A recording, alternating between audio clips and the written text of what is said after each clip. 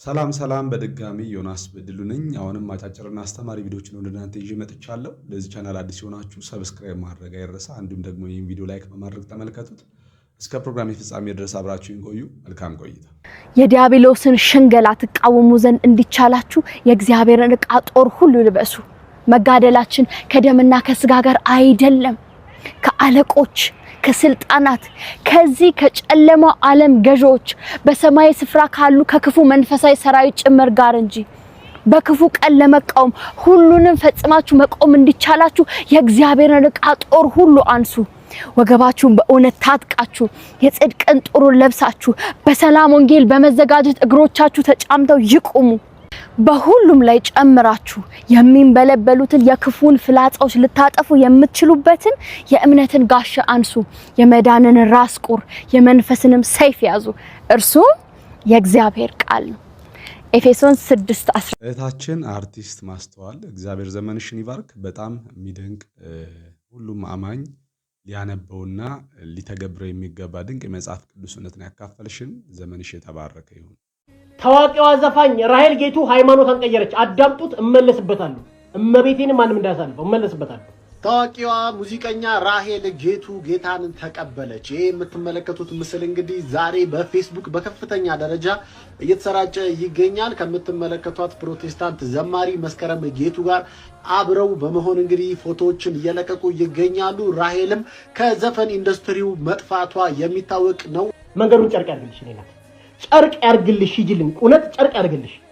እግዚአብሔር ምስክሬ ነው። እንደዚህ አይነት ሰዎች እምነታቸውን ቢቀይሩ ምንም እንዳይሰማችሁ። አንድ ቀን መሐሌት ሄዶ ያቁም፣ ቅዳሴ ሄዶ ያቁም፣ አስቀድሰው ኪዳኑ ቆሞ ያቁም፣ ስለ ቅዳሴው ምንም ነገር ያቁም፣ ስለ ቤተክርስቲያን ምንም አያቁም፣ ስላሴ ምን ማለት ነው ብትጠይቋቸው ምንም አያቁም፣ ሚስጥረ ስጋይ መሰለ ክርስቶስ ብትጠይቋቸው ምንም አያቁም፣ ቆርባ ያቁም፣ ንስሐ ገብተው ያቁም። ሁሉ ቀን ሲዘፍኑ ይውሉና ዘፋኝነት ስራቸው ያርጉና ገንዘብ ከሰሩ በኋላ ጌታን ተቀበልኩ ይላሉ። የተማረ ሰው ዕውቀት ያለ ሰው ቤተክርስቲያንን በደንብ የሚያውቅ ሰው እስቲ አንድ ቀን እምነቱን ሲቀይር አይታችሁ ታውቃላችሁ? ለምን አባ ገብረ ኪዳን አይቀይሩ? እምነቱን የሚያውቅ ሰው ለምን እምነቱን አይቀይርም? አይታችሁ ሰምታችሁ አታውቁም? የሚቀይረው ዘፋኝ ነው።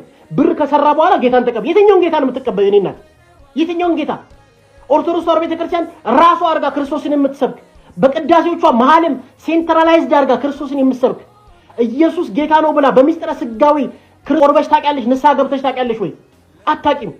ልክ ዘፈን ትዘፉና ገንዘባችሁንና ባንካችሁን ከሞላችሁ በኋላ ጌታን ተቀበልኩ። እስቲ መጽሐፍ ቅዱስን ገለጥ አድርገው ኦርቶዶክስ ቤት ውስጥ እያለሽ ሂጂ ቅዳሴ ስለምን እንደሚናገር አታውቂም። የትኛውን ጌታ ነው የምትቀበዩ? ኦርቶዶክስ ተዋሕዶ ቤተክርስቲያን የምታመልከው ሌላ ጌታ ነው እንዴ? ጌታን ተቀበልኩ አሰክሱን። መንገዱን ጨርቅ ያርግልሽ እያላት ነው ለእህታችን። ምክንያቱም አንድ ቀን አስቀድሳ አታውቅም፣ ኪዳን አድርሳ አታውቅም፣ ቤተክርስቲያን መታ አታውቅም። እስቲና አባ ገብረ ኪዳን ቤተክርስቲያን ውስጥ ያሉ ሊቃውንት እስቲ ሃይማኖታቸውን ይቀየሩ አለ። ያው በምስል ላስቀምጥለት እንዴ አስፈላጊ ከሆነ አብዛኛው እኮ ወደ ጌታ የመጡ ሰዎች እኮ አብዛኛው ጌታን የተቀበሉት ሰዎች እኮ በዚህ 5 እና 10 ዓመት ውስጥ እኮ አገልጋዮች ናቸው።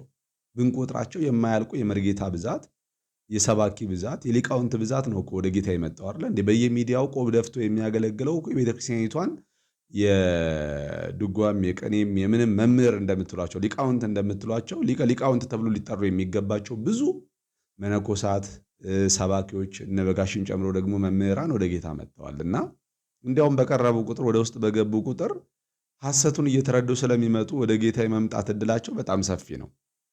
እንዲያውም አንዳንዶቹ አሁንም በአገልግሎት ውስጥ ያሉ በመሪነት ውስጥ ያሉ ሰዎች እኮ ካፈርኩ አይመልሰኝ ነገር ነው አይደለ? በቃ አንድ ጊዜ ገብቼበታለሁ መውጣት አልችልም ብለው እና እንዲያውም ለጌታ ቅርብ የሚሆኑት ወደ ጌታ ለመምጣት ቅርብ የሚሆኑት ወደ ቤተክርስቲያኒቷ ውስጥ የቀረቡ ሰዎች ናቸው። እና እሱ የሚላቸው ሊቃውንት የሚላቸው አሁንም ነገ በእርግጠኝነት ወደ ጌታ እንደሚመጡ ተስፋ አደርጋለሁ።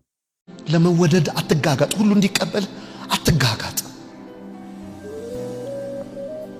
ከመምሩ አትበልጥም።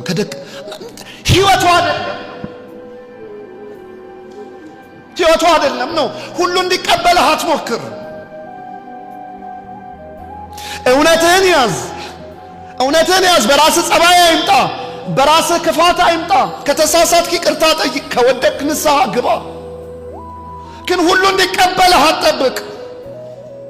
አንዳንዴ ለፍቅር አቅፈ ለጸብ ልትነከስ ትችላለህ። ባህሪው ነው።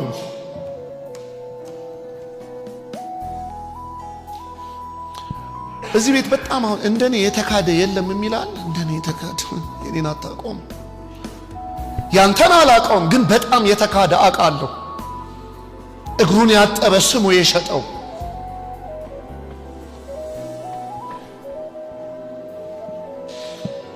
እኔ እንደዚህ እንትን ብዬ አራራለት ከመምሩ በላይ ልሁን አትበይ እግሩን አጥቦት አንድ ጊዜ ጽፌ ነበር እንጃ አንብበው እንደሆነ የዛሬ ስንት ዓመት ምንም የታሪኮቹን አገጣጥሜ እግሩን ሲታጠብ ግን ይሁዳ ምን ተሰማው ሞቀው ብዬ ነው የጻፍኩት ሊሸጥ እያስማማ ሞቀው ቀዘቀዘው አሉ መካድ አለው ከመምሩ በላይ ልሁን አትበል ሚስ አንደርስታንድ መደረግ አለ ባልዋልክበት መጠራት አለ የሚገርም ነው እውነተኛው ክርስትና ይሄ ነው ኢየሱስ ሲናገር ደቀ መዝሙር እንደ መምህሩ ሆነ ይበቃዋል ባለቤቱን ወይም ደግሞ መሪውን እኔን ከጠሉኝ እናንተንም ደግሞ ይጠሏችኋል ብሎ ጌታ ኢየሱስ ክርስቶስ ተናግሯል እና የክርስቶስን ወንጌል እስኪያዘን ድረስ የክርስቶስን ወንጌል እስካገለገልን ድረስ ሁሉም እንዲያጨበጭብልን መጠበቅ የለብንም ሁሉም እንዲወደን መጠበቅ የለብንም ሁሉም በደስታ እንዲቀበለን መጠበቅ የለብንም ምክንያቱም የያዝነው ወንጌል የሚያስጠላ የሚያሰድድ ከዛም አልፎ ደግሞ የሚያስገድል ስለሆነ ለያዝነው ወንጌል ስንል ታምነን እንድንቆም እግዚአብሔር ጸጋውን ያብዛልን ለሁላችንም ልክ መስዋዕት ምንም አይለኝም ምንም አይል ያባቶች መንፈስ ቅዱስ ያሳድራል የመንፈስ ቅዱስ ማደሪያ ያደርጋል ካለ በነገራችን ላይ ቋርፍ የመንፈሳዊ አባቶች አይነ ምድር አይደለም እንደዛ የሚያስብ ሰው ካለ ተሳስቷል እንደውም እንደኔ አባቶቼ የማይጣፍጥን ቋርፍ በልተው አይነ ምድር ራሱ ይኖራቸዋል ብዬ አላስብም ነገር ግን ዋናው ጉዳይ ቋርፍም ብላ ጥሬም ስጋ ብላ ለእግዚአብሔር መንግስት መስፈርት ሊሆን አይችልም እንደውም እንደ ኢሹ መነሳት የነበረበት ይሄንን ቋርፍ የበላ ሰው መንፈስ ቅዱስ ያድርበታል ብሎ የተናገሩት ንግግር በፍጹም ትክክል አይደለም እንደ እግዚአብሔር ቃል ሲፈተሽም ቴቄል ነው ተመዝኖ ቀሎ የተገኘ ሐሳብ ነው ስለዚህ ትኩረታችንን ወደ መጽሐፍ ቅዱስ አድርገን በተለይ ደግሞ በሐዲስ ኪዳን ጌታ ኢየሱስ ክርስቶስ ያደረገልንን የመስቀል ሥራ በልባችን አምነን በአፋችን ተናግረን የእግዚአብሔርን መንግስት እንደምንወርስ ቃሉ እየነገረን እኛ ግን የእግዚአብሔርን መንግስት ለመውረስ ሌሎች መንገዶችን የምንሄደው ለምንድነው በራሳችን ሥራ ለመጽደቅ የምንሄደው ለምንድነው የራሳችን ጽድቅ ለማቆም የምንሞክረው ለምንድነው ስለናንተ በራስ ቅል ኮረብታ ላይ ስጋውን የቆረሰውን ደሙን ያፈሰሰውን ሰሞኑን በቲክቶክ ላይ ሲንቀሳቀስ እንደተመለከታችሁ ተስፋ አድርጋለሁና እኔ ግን እሸቱ መለሰ ነው የሚያሳዝነኝ ማለት ሁሉ ጊዜ ደግሞ ጌታን አግኝቶ ጌታ እንዲበራለት ከመመኛቸው ሰዎች ውስጥ አንዱ እሱ ነው ምክንያቱም ብዙ ጊዜ ያለውን ተጽዕኖ ፈጣሪነት ታዋቂነትን ተጠቅሞ ባለው ሚዲያ ገዳማትንና አንዳንድ የኦርቶዶክስ ቤተክርስቲያንን ነገር ለማስተዋወቅ ሲሞክር እመለከታለሁ ያው ቢዝነሱ ቢሆንም የራሱን ቢዝነስ እየሰራ ነው ያለው ወንድማችን ግን ቢሆንም ደግሞ አንዳንዴ ለሃይማኖቱ ቀናተኛ ይመስለኛልና እንደዚህ አይነት ተግባራቶችን ሲያይ ስመለከት ይሄ ልጅ ነገ ወንጌል በርቶለት ጌታ ኢየሱስ ገብቶት ማለት በጣም ወደ ኋላ መለስ ብሎ እንዲመለከተው ፈልጋለሁ ምን እያደረገ እንደነበረ ማለት ነው በጣም የሞኝ ስራ እኮ ነው እየሰራ ያለው አንድ አይምሮ ካለው ከሚያገናዝብ ወጣት ወንጌል ገባውም አልገባውም በህሊና እንኳን አሁን እያደረገ ያለው ነገር የሆነ የልጅነት የህፃን ተግባር እንደሆነ ሊያውቀው ይገባል እንዴት ነው በዚህ መንገድ መዳን ይገኛል ጽድቅ ይገኛል ብሎ ሰው ሊያስብ የሚችለው ጭራሽ ደግሞ ከዛም አልፎ በክርስቶስ ሞትና ትንሣኤ ያመኑ ሰዎች መንፈስ ቅዱስ የተነሳ እንደሚቀደሱ ይናገራልና ይሄንን ቋርፍ ስለበላ ተቀደሳለህ የመንፈስ ቅዱስ ማደሪያ ትሆናለህ ይያለው እንዲያውም ሙሉን አላሳየንም እንጂ ኃጢአት ሁላ እንደሚያስገኝ ከኃጢአት እንደሚያነጻ ሁላ ተናግረዋልኛ አባትና እግዚአብሔር በእንደዚህ አይነት ጨለማ ውስጥ ያሉ በድንዛዜ ውስጥ ያሉ ወንድምናቶቻችንን ይመልስልን ወንድምናቶቼ ሁሉ ጊዜ ማስተላለፈው መልእክት እንጸልይላቸው ማስተዋል እንዲሰጣቸው ወደ ልባቸው እንዲመለሱ ሁሉ ጊዜ ልንጸልይላቸው ያስፈልጋል እኔ በጣም ግራ ይገባኛል ማለት እንዴት ዝም እንበል በቃ ስለዚህ ሰውዬ መቼም አላወራም ብዬ ነበርና የሚያወራው ነገር ሁሉ የሚያስነውር ነው አሁን ደግሞ ምን ብሎ ተናገረ እኔን ብትጣላኝ ይሻላል ጂፒኤስን ስትጣላ ግን እየተጣላ ያለው ከኪንግደም ጋር ነው ቢቀርብ ይሻላል ምናምን ወዳጄ ካንተ ጋር የሚያጣላም የሚያፋቅርም ነገር የለንም። ልክ እንደ ማንኛውም ተራ ሰው ትመዘናለህ። ትምህርቶችህ፣ ልምምዶችህ ስህተት ከሆኑ ስህተት ነው ትባላለህ። ትክክል ከሆንክ ትሞገሳለህ። እንደዚህ አይነት ሰዎች ምን ይባላሉ መሰላችሁ? ናርሲስቲክ ፐርሶናሊቲ ዲስኦርደር ቪክቲምስ ይባላሉ። ማለት ራሳቸውን የተለየ አድርገው ነው የሚያስቡት። እንኳን አንተ አይደለህም አማዳት የሆነ የበጉ ሐዋርያ የሆነ ጴጥሮስ ተመዝኖ ተፈትኖ ሊፈረድብህ ይገባ ነበር ተብሏል በጳውሎስ። አዲስ ምዕመን በሆነው በጳውሎስ ጄፒኤስን ኪንግደም ምናምን እያላችሁ የመንደር ወሬ አታውሩ። ይሄ አክሽን ፊልም ላይ ይሰራል፣ አድቬንቸር ፊልም ኪንግደም እንትን አለ ንጉሱን ነካ ምናምን ተረት ተረት ነው። ጂፒኤስም ሆነ ሊፒኤስ ይመረመራል። በእግዚአብሔር ቃል የማይመዘን ትምህርት የለም። በእግዚአብሔር ቃል የማይመዘን ልምምድ የለም። በእግዚአብሔር ቃል የማይመዘን ተአምራት የለም። አክቹዋሊ ያንተ ልምምድ እግዚአብሔር ቃል የማይደርስም ማለት ሰላሌ ምናምን ብለህ ሰሜን ያለ ጠንቋይ ምናምን ብለህ መናገር ህገ መንግስት ጋር ሳትደርስ ያሳስራል። ደና መንግስት ስለሌለን ነው እንጂ ማለት መንግስት ይሄንን ለመቆጣጠር ምንም ኢንተረስት የለውም እንጂ ኢቭን በባይብል ራሱ መነጽር መታየት የለብህም። በጣም ርካሽ ሐሳቦች ናቸው ያሉ። ጳውሎስ ጴጥሮስን ከመረመረው በግብዝነቱ ምክንያት ሊፈረድብህ ይገባል ካለው አንተ ማንህና ነው አትመርምር ከኪንግደም ነው የምትጣሉት ምናምን እያልክ የምታካብደው?